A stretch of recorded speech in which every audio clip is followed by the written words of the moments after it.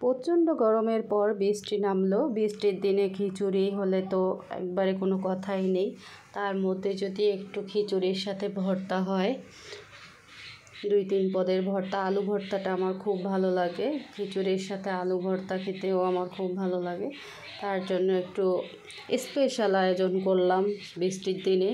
সব পছন্দের খাবার, কারা কারা পছন্দ করে অবশ্যই কমেন্ট করে জানাবে।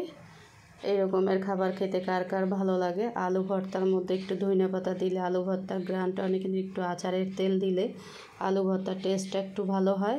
এই রকমের করে আলু ভর্তা করে খেয়ে দেখবে তোমরা, দেখবে সেই স্বাদ সেই মজা।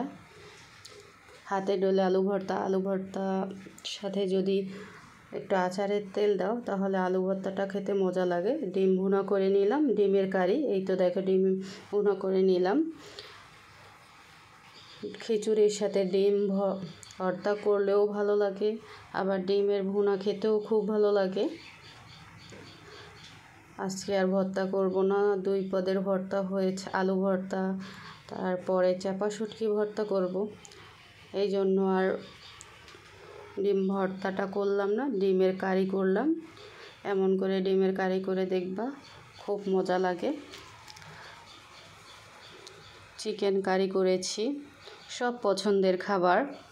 কার কার এই রকমের খাবার ভালো লাগে অবশ্যই কমেন্ট করে জানাবা। সব আমার পছন্দের খাবার।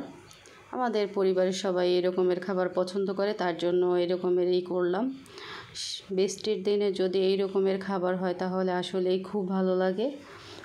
গরমের দিনে আবার ভালো লাগে না। এই তো চাপা শুটকি ভর্তা করেছি। চাপা শুটকি ভর্তা খেতেও খুব মজা লাগে। এই রকমের বাগার দিয়ে ইলিশ মাছ ভেজে নিয়েছি। অবশ্যই কমেন্ট করে জানাবে ভিডিওটা কেমন লেগেছে আর খাবারের আয়োজনগুলো